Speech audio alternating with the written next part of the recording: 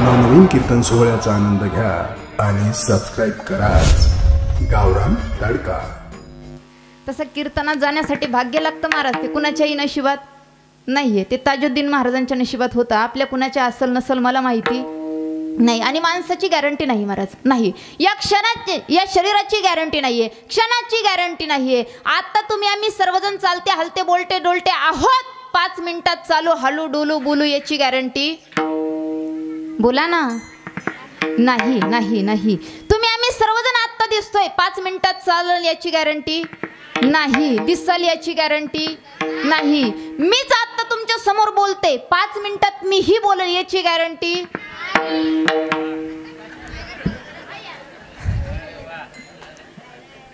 काळजी करू नका, एवढ्या लवकर मी जाणार नाही। विठाल विठाल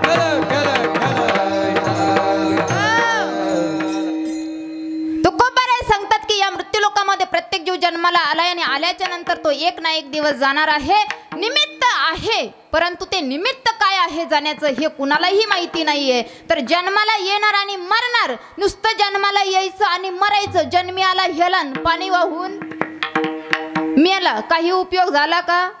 नाही। या शरीराचा काही उपयोग नाहीये आणि शरीर मिळलंय, काय शरीर मिळालंय, परंतु कळालं मात्र नाही, मिळालं परंतु कळालं मात्र नाही। मग या शरीराचा उपयोग नाहीये आणि हे शरीर पूर्णतः नाशिवंत आहे, शरीर पूर्णतः नाशिवंत आहे। तुकोबाराय प्रथम सावध झाले की हे शरीर नाशिवंत आहे आणि दुसऱ्यांदा तुकोबाराय सावध झाले असतील तर तुकोबारायांना माहिती आहे प्रत्येक जीव जन्माला येतून आल्याच्या नंतर संसार करतोय, प्रत्येक जण संसार करतोय महाराज, तुम्हीही करता मीही करते, संसार प्रत्येक जण करतोय। परंतु संसार करून तुम्हा आम्हाला काय मिळतंय?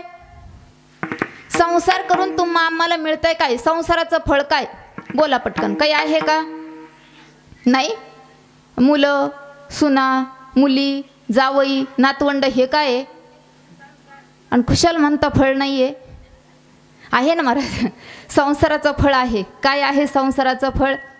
तरुणपणात कमवायचं आणि म्हातारपणात पोरं जर संस्कारी असेल तर ठीक, आणि जर बिना संस्कारी असेल तर कमरात लाता, हेच संसाराचं फळ आहे, दुसरं फळ नाही महाराज संसाराचं।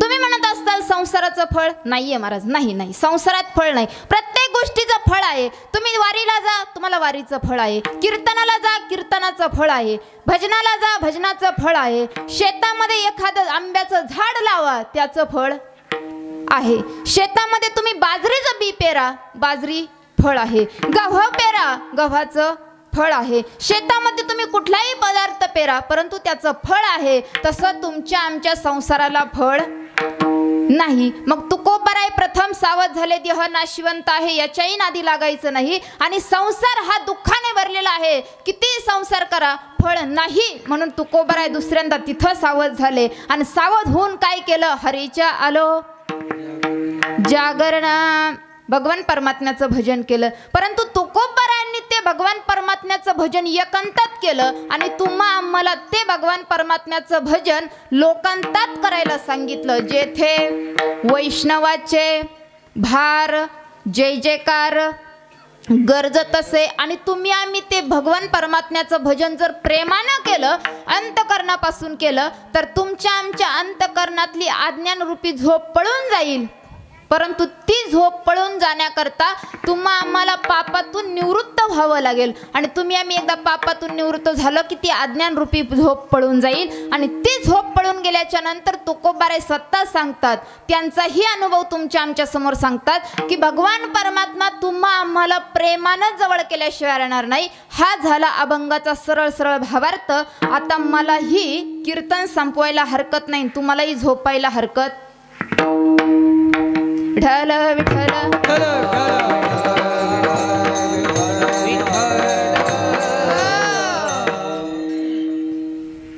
सावध झालो, सावध झालो। तुकोबाराय म्हणतात तुम्ही आम्ही सावध व्हायला पाहिजे। तुकोबाराय सावध झाले, तुम्हा आम्हाला जाग करतायत, कारण साधू संत महात्मे हे तुमच्या आमच्या कल्याणाकरता आहे, जगाच्या कल्याणाकरता आहे। जगाच्या कल्याणा संतांच्या विभूती देह कष्ट भीती पर उपकार, देह कष्ट भीती पर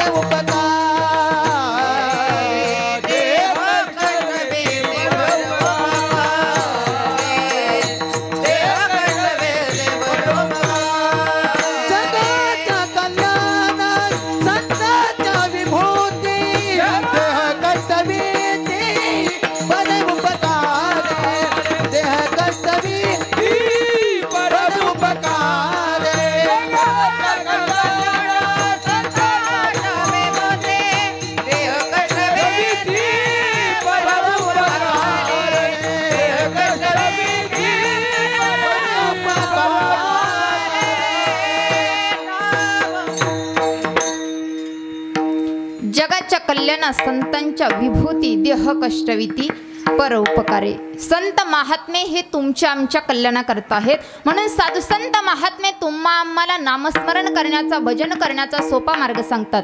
मार्ग दाऊनी गेले आधी दयानिधी संतांनी सुंदर असा तुम्हा आम्हाला भजनाचा मार्ग सांगितलाय. तो तुम्ही आम्ही करायला पाहिजे. म्हणून तुकोबाराय स्वतः जागे झाले आणि तुम्हा आम्हाला करतायत जाग.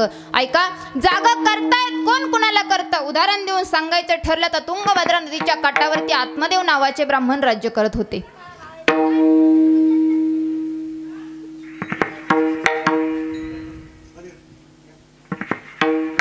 विठ्ठल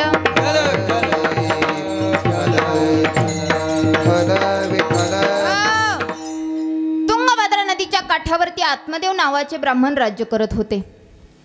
ब्राह्मण काका बरेच वर्ष झाले त्या ठिकाणी राज्य करत असताना ब्राह्मण काकांकडे भरपूर संपत्ती होती परंतु संतती नव्हती. ब्राह्मण काका संपत्ती होती परंतु संतती नसल्या कारणाने दुःखी होते. बरेच दिवस झाले ब्राह्मण काकांचं बरंच वय झालं.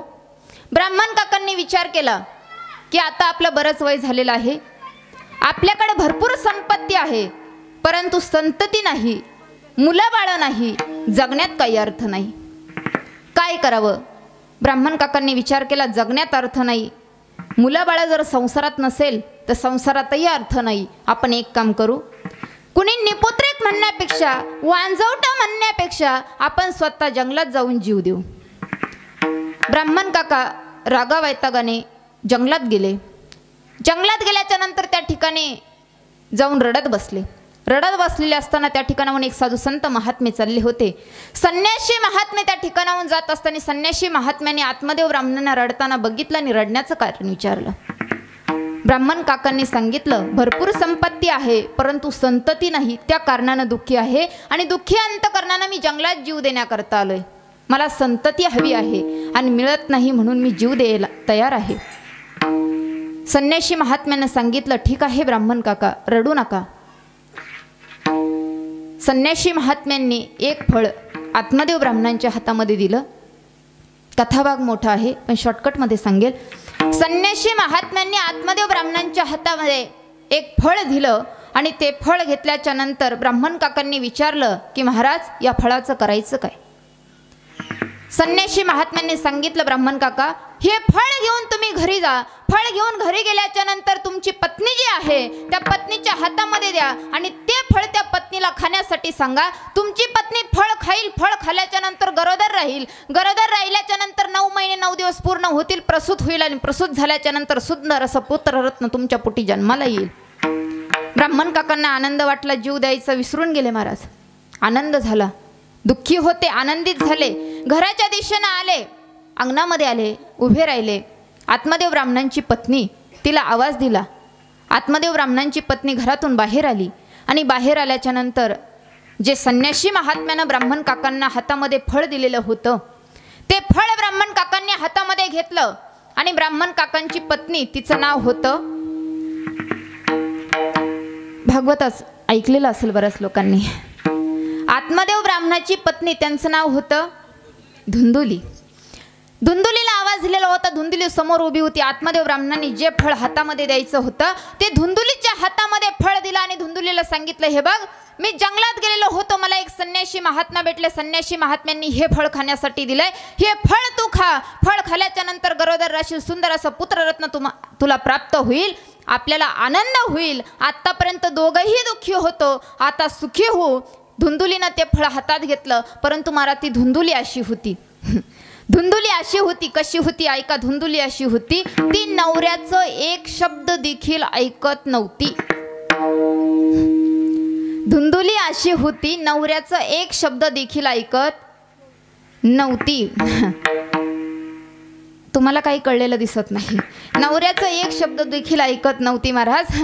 मी पुढचं सांगत नाही, आता कीर्तनाला प्रसंग थोडासा आहे, टाईम थोडासा आहे. असं नवऱ्याचं एक शब्द देखील ऐकत नव्हती महाराज. ब्राह्मण काकांनी फळ हातात दिलेलं होतं. तिनं विचार केला हे फळ खाईल, आता माझं बरंच वय झालंय, निम्म वय झालंय, या वयात मी हे फळ खाईल, हे फळ खाल्ल्याच्या नंतर मी गरोदर राहील, 9 महिने 9 दिवस त्या गरोदरपणाच्या वेदना, नंतर प्रसूतीच्या वेदना आणि प्रसूती झाल्याच्या नंतर छोटं बाळ सांभाळायच्या वेदना. एवढा त्रास मला आता या वयात शक्य नाही. मग आता त्या फळाचं करायचं काय? आता महिला मंडळ तुम्ही मला सांगा, आपल्याला जर कुठलंही काम करायचं असेल तर आपण सल्ला कुणाचा घेतो? वा, काय गोड बोललात शेजारणीचा. आता तुम्हीच बोलायचं. माग काय गोडवानी हसलेत. वा वा वा, अनुभव जरा पक्केच दिसते. कुठलंही काम करायचं असू, सल्ला बोला ना, बोला ना. शेजारणीचा, हां बोलत चला. असं कुठलंही काम करायचं असू, सल्ला शेजारणीचा. तुम्ही बोलल्या तरच चलला. आपल्याला मुलीचं लग्न करायचं, सल्ला शेजारणीचा. मुलाचं लग्न करायचं, सल्ला शेजारणीचा. दिवाळीचा सण आला, फराळ कोणतं कोणतं करायचं आणि कसं बनवायचं, सल्ला शेजारणीचा. संक्रांतीचा सण आला, दागिने कसे करायचे, कोणते करायचे, सल्ला शेजारणीचा. वट पौर्णिमेचा सण आला, साडी घ्यायची, सल्ला शेजारणीचा. नवऱ्या संग कसं भांडायचं, सल्ला. तो पण शेजारणीचाच घेता? माय, मला माहित नव्हतं व. मी तुमच्याकडेच येईन मग सल्ला घ्यायला. विठाला विठाला.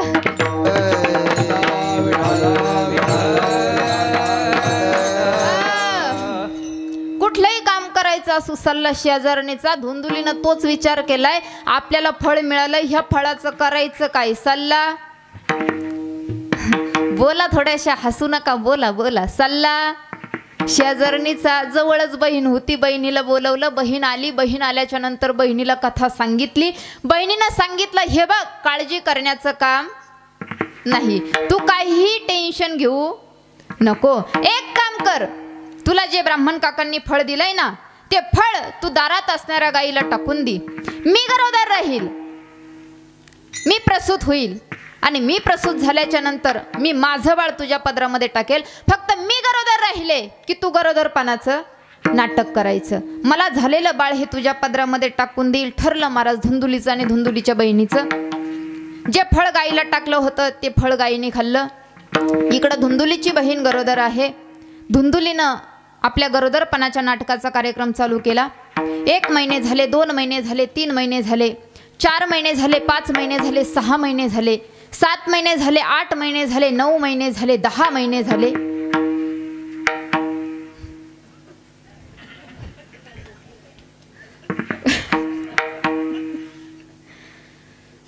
नऊ महिने झाले, 10 महिने नाही झाले, 9 महिने 9 दिवस पूर्ण झाले. धुंदुलीची बहीण प्रसूत झाली. बहीण प्रसूत झाल्याच्या नंतर ठरल्याप्रमाणे धुंदुलीच्या बहिणीला झालेलं बाळ हे धुंदुलीच्या पदरामध्ये टाकलं गेलं. धुंदुलीच्या बहिणीचं बाळ धुंदुलीच्या पदरामध्ये टाकलं गेलं. आणि इकडं आत्मदेव ब्राह्मणाला वार्ता कळवली की ब्राह्मण काका, तुम्हाला पुत्ररत्न प्राप्त झालं. धुंदुलीला सांगितलंय की आता हे बाळ तुझं आहे, हे बाळ तुझ्या ताब्यात दिलंय. धुंदुलीनं सर्व ठिकाणी सांगितलं की आम्हाला पुत्ररत्न प्राप्त झालं. कालांतरानं ज्या गायीनं फळ खाल्लं होतं ती गाय देखील गरोदर होती. त्या गायीची प्रसूत झाली, ती गाय प्रसूत झाली. गाय प्रसूत झाल्याच्या नंतर त्या गायीलाही सुंदर असं पुत्ररत्न झालं. गायीला जे पुत्ररत्न प्राप्त झालं ते गायीला झालेल्या पुत्ररत्नाचे कान हे गायीसारखे होते, म्हणून त्याचं नाव ठेवण्यात आलं गोकर्ण. आणि जे धुंदुलीच्या बहिणीनं धुंदुलीच्या पदरामध्ये टाकलेलं बाळ होतं ते बाळ आईच्या नावावरून मुलाचं नाव ठेवण्यात आलं धुंदुकारी. धुंदुकारी आणि गोकर्ण लहानाचे मोठे होऊ लागले. आत्मदेव ब्राह्मण प्रथम दुःखी होते. कशाने? संतती नव्हती, संपत्ती होती पण संतती नव्हती, मुलं बाळ नव्हते, म्हणून ब्राह्मण काका दुःखी होते. आता 2 मुलं जन्माला आली घरामध्ये. ब्राह्मण काका खूप आनंदित आहे, खूप आनंदित आहे. ब्राह्मण काका आनंदित आहे. दोन्ही मुलं लहानाचे मोठे होऊ लागले. पण लहानाचे मोठे होत असताना जो गोकर्ण होता तो वेद अध्ययन करू लागला, वेदाचं पठण करू लागला, शास्त्रपाठ करू लागला. आणि जो धुंदुकारी होता तो लहानाचा मोठा होत असताना लहानपणी छोट्या छोट्या खोड्या, लहान लहान मुलांना मारायचं, मित्रांना त्रास द्यायचा. जसा जसा मोठा होतोय तशा तशा छोट्या खोड्याच्या मोठ्या खोड्या चालू झाल्या. मोठ्या खोड्याच्या शाळेत गेल्याच्या नंतर पेन्सिल चोर, पाटी चोर, डबा चोर आपल्याकडे असतात ना शाळेत. बारकाल्या मुलांना माहिती असतं पेन्सिल चोर, पाटी चोर, डबा चोर, वही चोर, पेन चोर. त्याच धुंदुकारीच्या खोड्या चालू झाल्या. जसा जसा मोठा होतोय तशा तशा मोठ्या खोड्या चालू झाल्या. मोठ्या मोठ्या चोऱ्या चालू झाल्या, लबाड्या चालू झाल्या, इतरांना त्रास देणं चालू झालं. जसा जसा मोठा होतोय तशा तशा मोठ्या चोऱ्या आहे, मोठ्या लबाड्या आहे, इतरांना त्रास देणं आहे. कालांतरानं तो ब्राह्मण काकांना आणि धुंदुलीला देखील धुंदुकारी त्रास देऊ लागला. ब्राह्मण काकांनी विचार केलाय की प्रथम पुत्ररत्न नव्हतं म्हणून दुःखी होतो, नंतर पुत्ररत्न झालं सुखी झालो, परंतु आता तेच पुत्ररत्न मोठं झालं तर पुन्हा दुःखी झालो. नव्हतं तेव्हा सुखी होतो, झाल्याच्या नंतर दुःखी झालोय. आत्मदेव ब्राह्मणांना राग आला, वैतागले की मुलगा त्रास देतोय, इतरांनाही त्रास देतोय. लोकही आपल्याला येऊन सांगतात की धुंदुकारी फार त्रास देतोय, धुंदुकारीला समजावून सांगा. ब्राह्मण काकांना त्रास देतोय, धुंदुलीला त्रास देतोय. ब्राह्मण काकांनी विचार केला की पहिल्यांदा पुत्र नव्हता तेव्हा सुखी होतोय, आता असून दुःखी आहे, आता जगण्यात अर्थ नाही, जीव द्यायला पाहिजे. म्हणून ब्राह्मण काका जीव देण्याकरता जंगलाच्या दिशेनं निघाले. ब्राह्मण काका जंगलाच्या दिशेनं निघाल्याच्या नंतर गोकर्णाने बघितलं. गोकर्णाने बघितल्याच्या नंतर गोकर्ण आडवा आला आणि विचारलं, काका कुठं चाललात? ब्राह्मण काकांनी सांगितलं, बाळ गोकर्णा, धुंदुकारी फार त्रास देतोय, लोकांना त्रास देतोय, चोऱ्या करतोय, मारामाऱ्या करतोय, लबाड्या करतोय, वाईट वळणाला लागलाय. त्रास झालाय मला त्याचा, मी त्रासलोय त्याच्या वाईट वळणाला, त्याच्या संस्काराला. बाळा गोकर्णा, मी आता जिवंत राहण्याच्या मार्गावर नाहीये, मी आता जीव देण्याकरता जंगलात चाललोय. गोकर्णाने सांगितलं, काका तुम्ही जीव देण्याकरता चाललात? हो बाळा, जीव देण्याकरता चाललो. जंगलात चाललात? हो बाळा, जंगलात चाललो. गोकर्णाने सांगितलं, काका तुम्ही जंगलात जात असेल तर अवश्य जा. ऐका बाबा, तुम्ही जंगलात जात असेल तर अवश्य जा, परंतु जंगलात जाऊन तुम्ही जीव न देता माझ्या भगवान परमात्म्याचं नामस्मरण करा. तो भगवान परमात्म्याचं तुम्ही नामस्मरण केल्याच्या नंतर तोच तुम्हा आम्हाला जागवल. हेच तुकोबराय. जसं गोकर्णाने आत्मदेव ब्राह्मणाला सावध केलं, त्याप्रमाणे तुकोबराय देखील स्वतःचा अनुभव तुमच्या आमच्या समोर प्रतिपादन करतात आणि ते तुम्हा आम्हाला सावध होण्याकरता सांगतात, भगवान परमात्म्याचं भजन करण्याकरता सांगतात. हेच महाराज अभंगाच्या प्रथम चरणात सांगतात. सावध झालो, सावध झालो, सावध